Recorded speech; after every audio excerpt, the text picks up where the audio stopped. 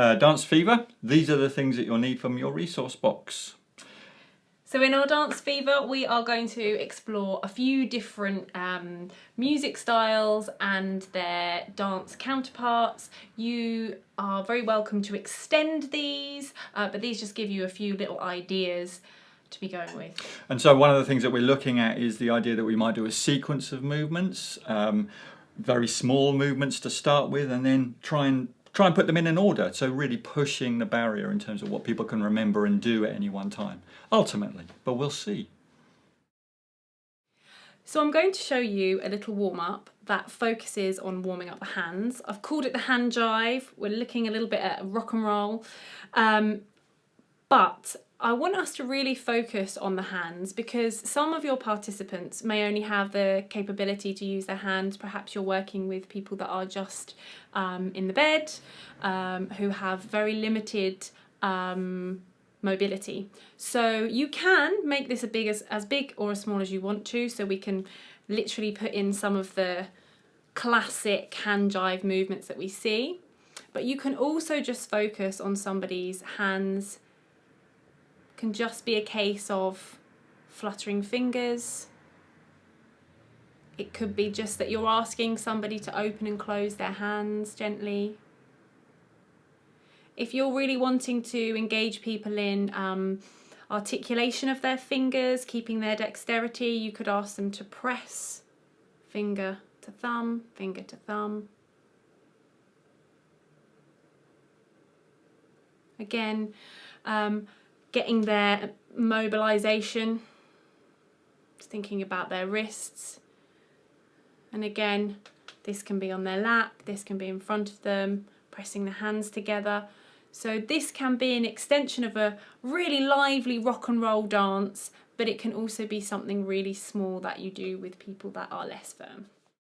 We are going to the disco next, and for our disco dance we are going to challenge our participants to a routine, learning a dance routine or being involved in a dance routine. So I'm going to give you 6 moves today and then we'll explore how we can use them, and we're thinking about disco dance. So number 1, think Saturday Night Fever, do our cuffs up. That's number 1. Number 2, do your hair, looking really good. The ladies may decide they want to do it differently. Do your hair. Number 3, eyes. We've entered the disco. We're on the dance floor. Number 4, we're going to point. Night fever, etc. That's number 4. Number 5, taxi. Very disco. And number 6, roll 'em, roll 'em. That's number 6, roll 'em, roll 'em. So have a practice of those. You can adapt your own as well. So you might add in your own disco moves.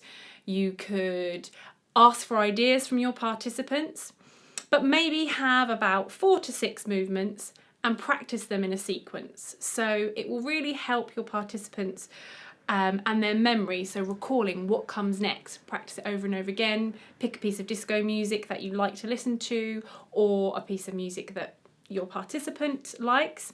And by giving the movements names, yes, they can copy directly what you're doing. So for example, roll 'em, roll 'em. But actually, their roll 'em might be this, and that's absolutely fine. Your eyes is this, perhaps, and theirs might be that they point at their eyes or they close them, and that's absolutely fine as well. So you can still allow your participants to express themselves in any way they want within this routine. And another idea is, now that you've got 6 movements, you could roll the dice. You could choose your order in a really fun way, so you could make it a game. So you could write all these down, roll the dice. Okay, so number 1 comes first, but then it's number 5, then it's number 3. Oh, and then we repeat number 1 again. So you could create a routine in a fun way and make it into a game with your participant. So we're going to use our scarf and we're going to create a partner dance with the scarf being your participant's partner. So we're going to encourage the partner, maybe you have a scarf so you can demonstrate, and we're going to encourage them to start to move with their scarf, thinking about it being another person, so we could have a waltz with them, we could have a cuddle with them, we could dance cheek to cheek. We might want to carry on with our rock and roll theme and throw them up in the air and underneath our legs, and we could be quite fast, we could be quite dynamic, we could hold their hands and have a boogie with them. So it's encouraging your participant to have a dance. It's also then engaging them in conversation about it. Who was your first ever dance partner? How did you and your wife dance together? Did you ever go to the disco? Were you more of a tango? So play around with music, see what they like, and then together with your participant, you can actually join up and just have a share. So see what happens together. So if I was to do some of those moves you did earlier, so point with it, come on. Yeah. What's the rolling one? So you could roll like this. Your right hand over her. Yeah, That's yeah, quite tricky. yeah. Yeah. And this is a really nice way as well. Again, with COVID, we are less able to have a physical connection with the people that we're working with. So to have something tactile that is bridging that gap gives you a connection with your participant that perhaps isn't physical, but it joins you together, it connects you together, and you are sharing a dance via a prop and an object. Very nice. So with Dance Fever, with the instrumentation, we might come back to our shaker eggs. It'd be really quite easy to integrate this into some of the moves that were learned in the movement section, or indeed to invent your own and to put them in a sequence. So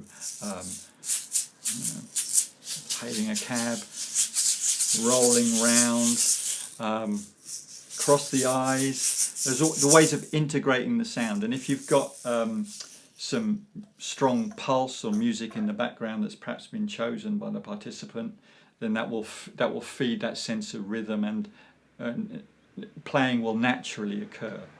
The other thing that's quite effective is these drumsticks. They're recognisable as drumsticks.